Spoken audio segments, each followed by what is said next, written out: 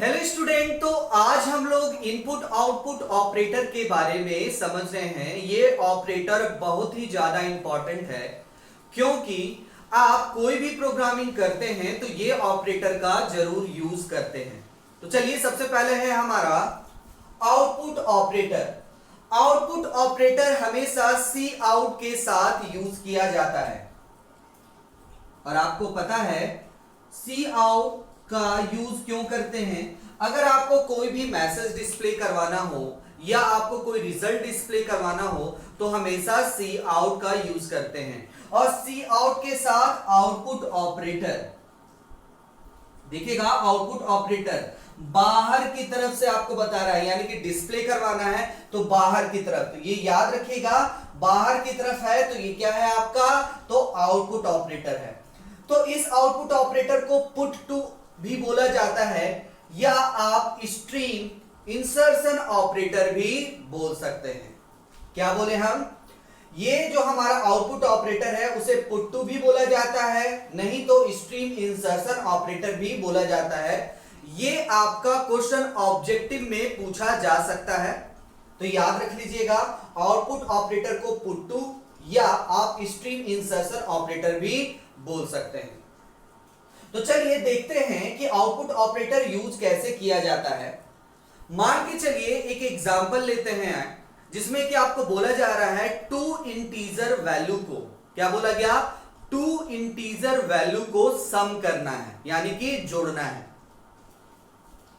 चलिए क्या बोला गया, टू इंटीजर वैल्यू को। यहां पे आपको वैल्यू पता है कि क्या होगा वैल्यू, जैसे कि यहां पे हम लोग लिख रहे हैं टू इंटीजर वैल्यू। तो इंटीजर को इंडिकेट किससे किया जाता है, इंट से।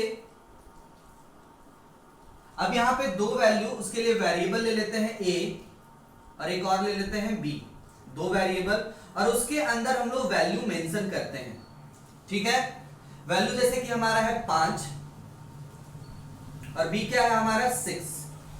ठीक है, ए और बी यहां पे क्या है, तो वेरिएबल है, और 5 और 6 क्या है, यहां पे हमारा वैल्यू है। अब चलिए इस दोनों को हमको क्या करना है, ऐड करना है। क्या करना है, ऐड करना है। तो हम लोग कहां पे ऐड करेंगे और किस तरह से लिखेंगे, तो हम जो ऐड करेंगे वो एक और वेरिएबल में जाकर के स्टोर हो जाएगा। वो क्या हो जाएगा, सम नाम का वेरिएबल है। किस नाम का है, सम नाम का वेरिएबल है, जिसमें ए और बी क्या हो जा रहा है, ऐड हो जाएगा। यानी ए का वैल्यू और बी का वैल्यू ऐड होकर के कहां स्टोर हो रहा है, हमारा सम नाम का वेरिएबल में। ठीक है, तो आप इसको समझने के लिए समझिए, हम बगल में लिख दे रहे हैं। हम क्या बोले, एक वेरिएबल है ए, ठीक है, उसके अंदर क्या स्टोर है, तो 5, और एक वेरिएबल है हमारा कौन सा, बी, जिसके अंदर क्या स्टोर है हमारा 6। ठीक है, अब आपको क्या बोला गया कि a प्लस बी करना है। ठीक है, यानी कि वो कहां जाकर के स्टोर हो जाएगा, तो सम नाम के वेरिएबल में जाकर के स्टोर हो जाएगा। तो इस बॉक्स का नाम क्या हो गया, जैसे कि ये बॉक्स है हमारा, तो इस बॉक्स का नाम क्या है, सम। ठीक है, इसमें क्या स्टोर हो जा रहा है, तो 5 प्लस 6 क्या हो जाएगा, 11। ठीक है, ये ध्यान में रखिएगा। क्या बोला गया, ए और बी क्या है, वेरिएबल है जिसमें कि वैल्यू स्टोर था। इस दोनों को ऐड कर दिए तो जो भी हमारा वैल्यू होगा वो कहां पे, यानी किस वेरिएबल में जाकर के स्टोर हो रहा है, तो सम नाम के वेरिएबल में जाकर के स्टोर हो जा रहा है। अब हमको क्या करना है, ये हमारा मेन प्रोग्रामिंग है। ऐसे हम पूरा प्रोग्रामिंग नहीं लिख रहे हैं, तो जैसे कि hash include iostream.h, hash include conio.h, void में, ये सब अभी नहीं लिख रहे, बस एग्जांपल के तौर पे आपको समझा रहे हैं। तो आपको अब क्या करना है, डिस्प्ले करवाना है रिजल्ट को। तो यहां पे हम क्या कर दे रहे हैं, सी आउट, उसके साथ क्या यूज किए हैं, तो आउटपुट ऑपरेटर का यूज किए हैं, और इसके अंदर हम लोग एक मैसेज पुट कर दे रहे हैं, सम इज इक्वल टू। ठीक है, सम इज इक्वल टू।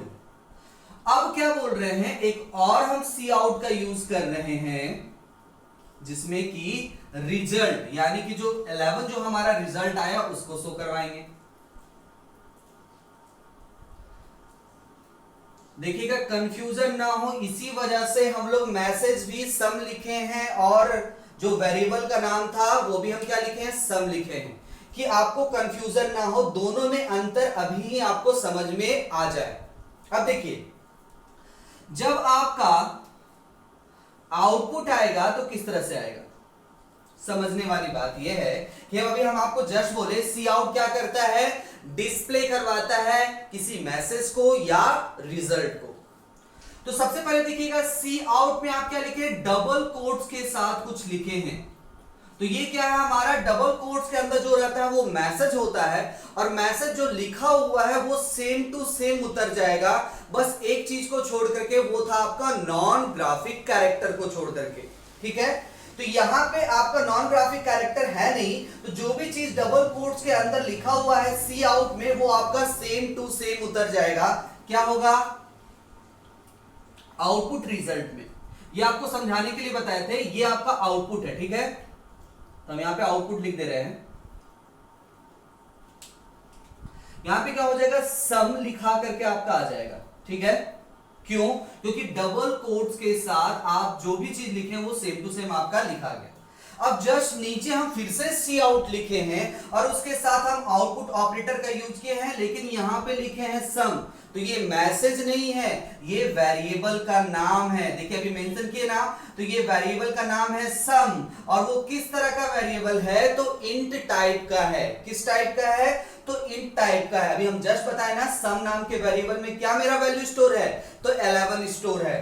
तो यहां पे आपको सम शो नहीं करेगा, यहां पे आपके उसके अंदर का वैल्यू शो करेगा, यानी कि इज इक्वल टू के बाद हमारा क्या शो करेगा, 11, यानी कि सम इज इक्वल टू। देखिएगा यहां पे डबल कोट्स के अंदर आपका सम भी लिखा हुआ था, इज इक्वल टू था, तो इज इक्वल टू तक आपका एक मैसेज है, और उसके बाद आपका लाइन, दूसरा लाइन में आपका लिखा हुआ सी आउट सम। यहां पे \n या int l का यूज नहीं किए हैं, जिसकी वजह से मेरा लाइन चेंज हो जाएगा। इसी वजह से ये क्या जस्ट बगल में ही आपको शो कर रहा है सम का वैल्यू, यानी कि सम एक वेरिएबल का नाम है और उसके अंदर का वैल्यू आपको यहां पे शो कर रहा है। तो कंफ्यूजन ना हो कि सी आउट में मैसेज कौन सा है और रिजल्ट कौन सा है। तो आपको फिर से बता दें, डबल कोट्स के अंदर जो भी चीज लिखा हुआ रहेगा सिर्फ और सिर्फ नॉन ग्राफिक कैरेक्टर को छोड़ करके, तो वो आपका सेम टू सेम लिखा जाएगा। और अगर डबल कोट्स के अंदर नहीं लिखा हुआ है तो वो क्या है, एक तरह का वेरिएबल है, और जो भी वेरिएबल के अंदर जो भी वैल्यू स्टोर होगा वही आपका क्या कर देगा, डिस्प्ले करवा देगा। तो ये था आपका आउटपुट ऑपरेटर। तो फिर से समझ लीजिए, आउटपुट ऑपरेटर को पुट टू भी बोला जाता है या स्ट्रीम इंसर्शन ऑपरेटर भी बोला जाता है, जो हमेशा सी आउट के साथ यूज किया जाता है। और सी आउट किसी भी मैसेज को डिस्प्ले करवाने में या किसी भी रिजल्ट को डिस्प्ले करवाने में यूज होता है। तो ये था आपका आउटपुट ऑपरेटर, एग्जांपल के साथ आपको बताए हैं। चलिए नेक्स्ट हम लोग देखते हैं इनपुट ऑपरेटर। तो इनपुट ऑपरेटर हमेशा सी इन के साथ यूज किया जाता है। किसके साथ, सी इन के साथ।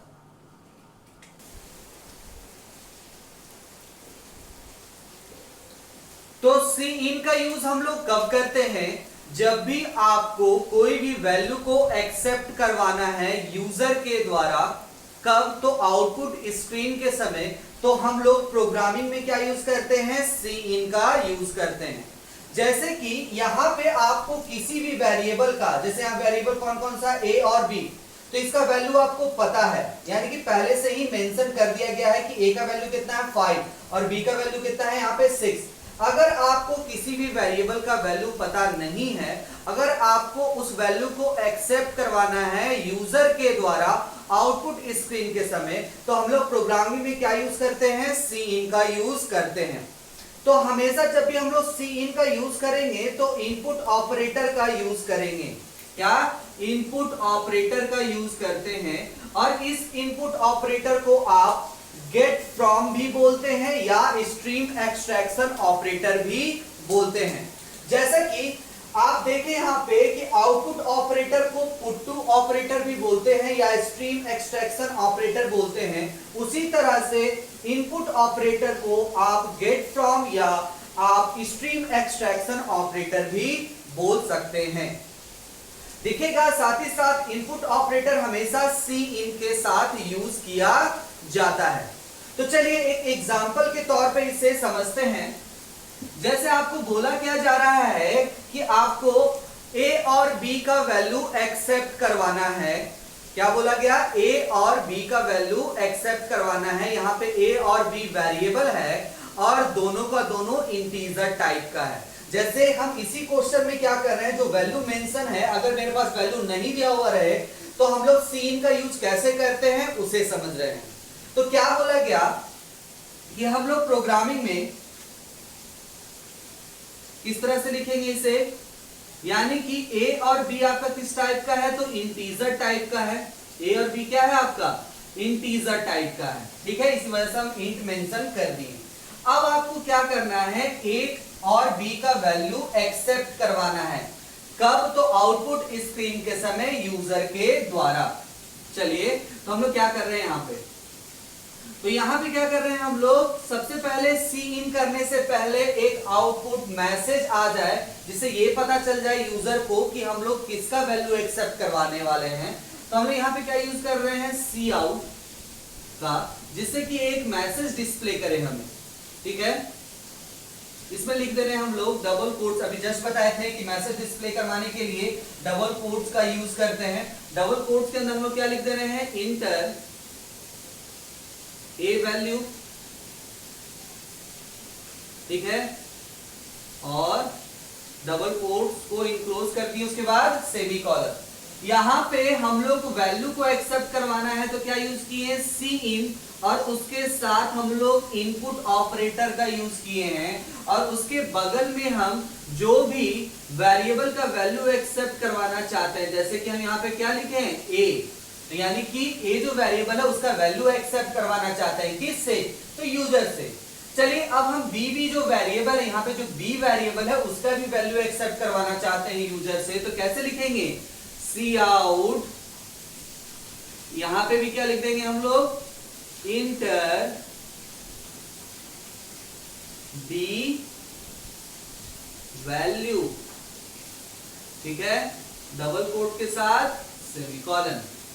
और यहां पे जब हम एक्सेप्ट करवाएंगे तो क्या बोले थे, सी इन का यूज करते हैं, और उसके बगल में आप इनपुट ऑपरेटर और वेरिएबल का नाम। ध्यान दीजिएगा, जब भी हम सी आउट यूज कर रहे हैं तो क्या आउटपुट ऑपरेटर का यूज कर रहे हैं, और सी इन में इनपुट ऑपरेटर का यूज कर रहे हैं। सी आउट क्या होता है, कोई भी मैसेज या रिजल्ट को डिस्प्ले करवाने में, लेकिन जब वैल्यू को एक्सेप्ट करवाना है तो हमने क्या यूज किए, सी इन का यूज कर रहे हैं। दिख रहा है ना, तो आपको पता चल गया कि किस तरह से लिखा जाता है। चलिए अब देखते हैं कि आउटपुट स्क्रीन में क्या शो करेगा, किस तरह से शो करता है। ठीक है,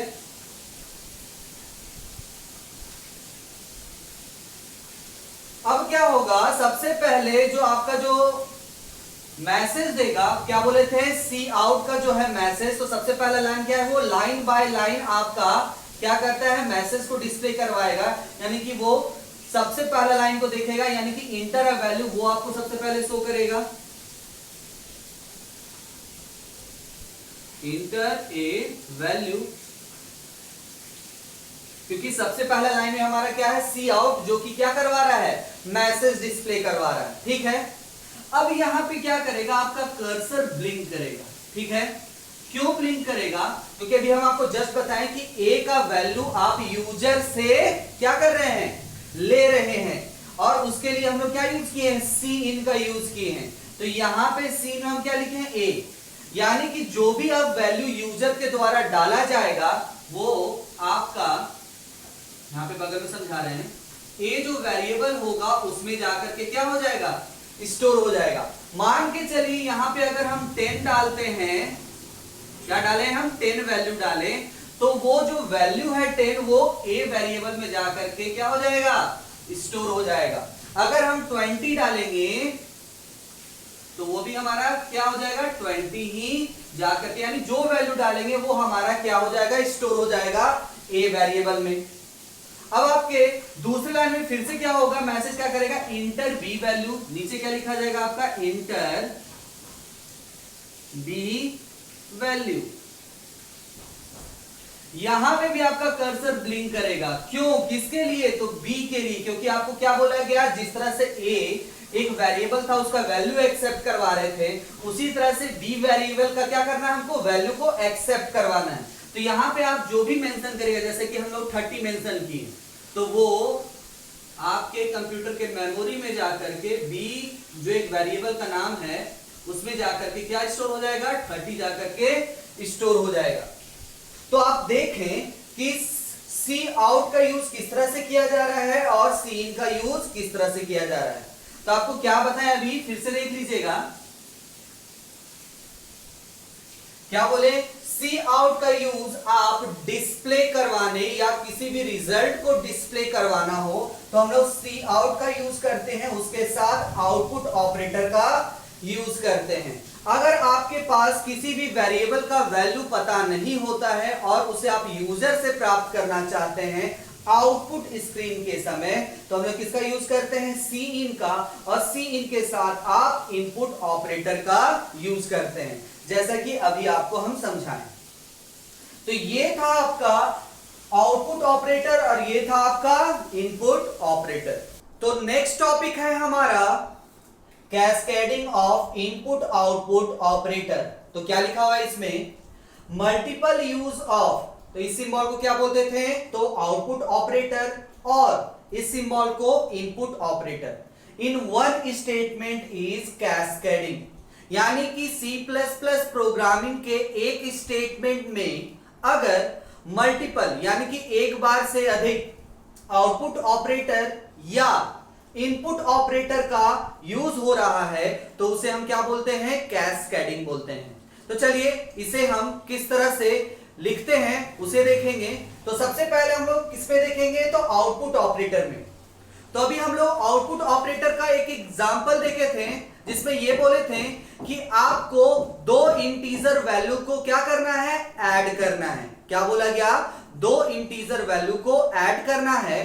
तो अभी हम लोग किस तरह से लिखे थे प्रोग्रामिंग, तो दो इंटीजर वैल्यू, जिसमें हम इंटीजर को किससे मेंशन करते थे, इंट से, और वैल्यू को हम लोग एक वेरिएबल में यानी कि a का वैल्यू क्या था हमारा 5 और b जिसका वैल्यू क्या था हमारा 6, ठीक है, ये चीज लिखे थे। यानी कि हमारा दो वेरिएबल a है और b है और उसमें वैल्यू आपका स्टोर है 5 और 6, जैसे कि अभी हम लोग एग्जांपल में देखे थे।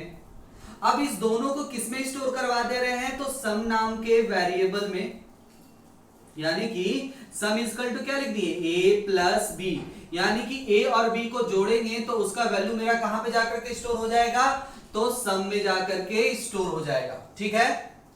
अब फिर हम क्या लिखे थे, सी आउट लिखे थे, जिसमें कि पहले आपको एक मैसेज डिस्प्ले करवाए थे, उसके बाद रिजल्ट को। तो अब हम लोग क्या कर रहे हैं, यहां पे देखिएगा थोड़ा सा ध्यान से। सबसे पहले मैसेज तो डिस्प्ले करवा ही दिए, यानी कि सम इज इक्वल टू, और मैसेज को डिस्प्ले किससे करवा देते हैं, तो डबल कोट्स के अंदर। उसके बाद सेमीकोलन लिखते थे और दूसरा लाइन में फिर से हम सी आउट लिखते थे।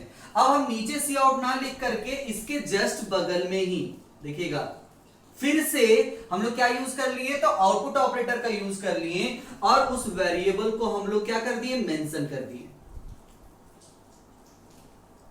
तो देखें कि एक स्टेटमेंट में आपका मल्टीपल बार यूज हो रहा है क्या, तो आउटपुट ऑपरेटर, तो उसी को क्या बोला जाता है, कैस्केडिंग बोला जाता है। इससे आपका जो प्रोग्राम का जो लाइनिंग है वो क्या हो गया, आपका छोटा हो गया।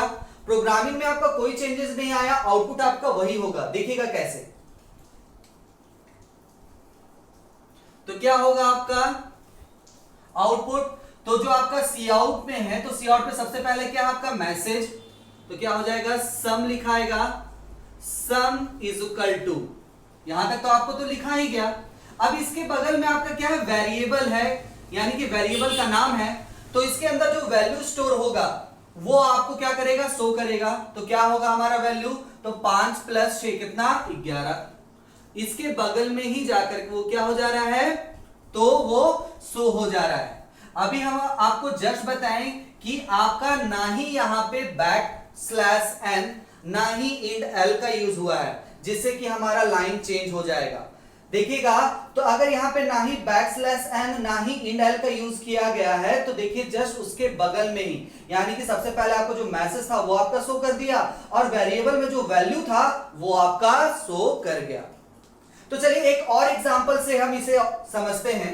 इसी में ही देखते हैं क्या, देखिए क्या लिख रहे हैं हम लोग, सी आउट लिख दिए। फिर से हम लोग क्या यूज कर रहे हैं यहां पे, देखिए सबसे पहले हम ए वैल्यू को, यानी ए वेरिएबल को डिस्प्ले करवाएंगे और उसका फिर वैल्यू को, फिर उसके बाद बी को दिखवाएंगे, उसके बाद बी के वैल्यू को। तो किस तरह से दिखेगा, यहां पे क्या लिखे, ए इज इक्वल टू, जो कि क्या होगा, मैसेज होगा। अब उसके बाद फिर से हम क्या यूज किए, आउटपुट ऑपरेटर, यहां पे लिख दिए ए। फिर से हम क्या कर रहे हैं, आउटपुट ऑपरेटर का यूज कर रहे हैं और यहां पे \n का यूज कर रहे हैं, जिससे मेरा क्या हो जाए, लाइन क्या हो जाए, चेंज हो जाए। ठीक है, फिर से हम लोग क्या लिख रहे हैं, एक मैसेज दे रहे हैं, b इज इक्वल टू, और b वेरिएबल का जो वैल्यू है वो शो करवा रहे हैं। फिर उसके बाद हम लोग डबल कोट्स के अंदर \n का यूज कर रहे हैं, जो कि क्या करेगा, लाइन को चेंज करेगा। या आगे भी कंटिन्यू कर सकते हैं, हम नीचे लिख रहे हैं। फिर क्या लिखवाए हम यहां पे, डबल कोट्स के अंदर सम हमारा छोटा है तो स्मॉल में ही लिखेंगे, या बिग में भी ले सकते हैं क्योंकि ये मैसेज है। Sum is equal to, double quotes के अंदर सम। याद रखिएगा एक बात, कि जो भी आप वेरिएबल को अगर आप स्मॉल में मेंशन किए हैं तो आपको स्मॉल में ही लिखना पड़ेगा। अगर आप बिग में किए हैं तो बिग में ही करेंगे। अगर आप मैसेज में लिख रहे हैं तो मैसेज यानी डबल कोट्स के अंदर लिख रहे हैं तो फिर आप कैपिटल स्मॉल कर सकते हैं। लेकिन आपको ध्यान रखना है, जब भी आप वेरिएबल का वैल्यू मेंशन कराएंगे तो आपको जो स्मॉल में लिखना है तो स्मॉल में ही लिखेंगे। जैसे कि देखिए ए हमारा क्या स्मॉल है, तो यहां पे हमको उस वेरिएबल का वैल्यू शो करवाना था तो स्मॉल में ही लिखे हैं। बी भी देखिएगा हम स्मॉल में ही लिखे हैं। सम भी हमारा क्या है, तो स्मॉल में ही है। तो देखिएगा यहां पे हम बहुत बार आउटपुट ऑपरेटर का यूज किए हैं, तो उसे क्या बोलेंगे, कैस्केडिंग ऑफ आउटपुट ऑपरेटर। देखते हैं इसका रिजल्ट क्या आएगा। सबसे पहले क्या है आपका, सी आउट में एक मैसेज है, तो क्या हो जाएगा आपका, a is equal to show करवाएगा, जो कि एक मैसेज है। अब फिर क्या है यहाँ पे, वेरिएबल का नाम, तो a में क्या स्टोर है मेरा, 5, तो वो 5 शो करवा दिया। ठीक है, अब देखिएगा \n का यूज हुआ है, यानी कि लाइन मेरा क्या हो जाएगा, यहां पे ना लिखा करके अब यहां पे शो करेगा। अब यहां पे मेरा कर्सर आ गया है, तो यहां पे देखिए b इज इक्वल टू, जो कि एक मैसेज है, तो क्या हो जाएगा, b इज इक्वल टू आपका शो करवाएगा, जो कि एक मैसेज है। फिर उसके बाद लिखा हुआ b, यानी कि वेरिएबल, यानी कि वेरिएबल के अंदर का वैल्यू, तो क्या हो जाएगा यहाँ पे 6। ठीक है, अब उसके बाद देखिएगा फिर से \n, यानी कि मेरा लाइन क्या हो जा रहा है, चेंज हो जा रहा है। लाइन क्या हो जा रहा है, चेंज हो जा रहा है। उसके बाद फिर से हमारा एक मैसेज है जिसको हम डबल कोट्स के अंदर लिखे हैं, तो यहां पे फिर क्या हो जाएगा हमारा, सम इज इक्वल टू, अब फिर से यहां पे क्या है, वेरिएबल का नाम है, यानी कि उस वेरिएबल के अंदर जो वैल्यू होगा तो क्या स्टोर होगा हमारा, 11, वो शो करवा दिया। तो ये हमारा क्या हो जाएगा, इसका आउटपुट है। तो आपको समझ में आ गया होगा कैस्केडिंग क्या करता है, किसी भी प्रोग्रामिंग को क्या करता है, छोटा कर देता है, यानी कि जो आपका नंबर ऑफ लाइन है वो क्या हो जाएगा, आपका कम हो जाएगा। तो ये था आपका आउटपुट ऑपरेटर। चलिए अब इनपुट ऑपरेटर को देखते हैं।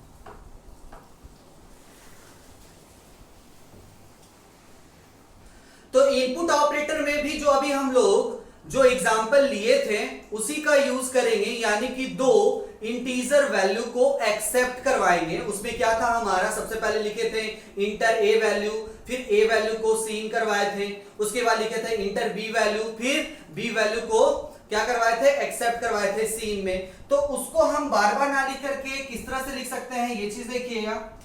यहां पे हम क्या लिखे, इंट ए लिखे और बी लिखे,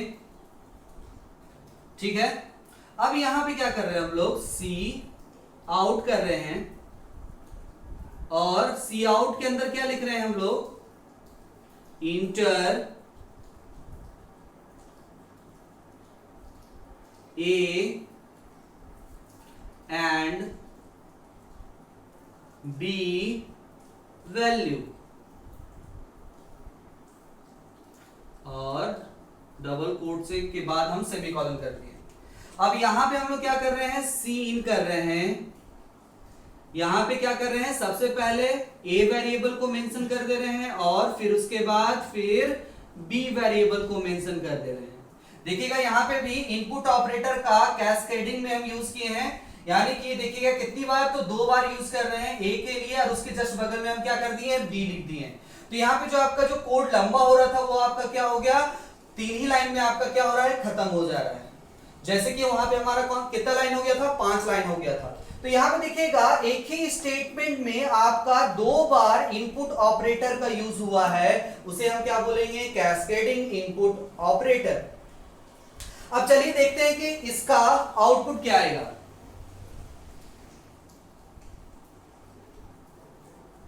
सबसे पहले आपका मैसेज क्या करेगा, enter A and B value is equal to, ठीक है। इसी के बगल में आपका क्या शो करेगा, ए के लिए आपका ब्लिंक करेगा।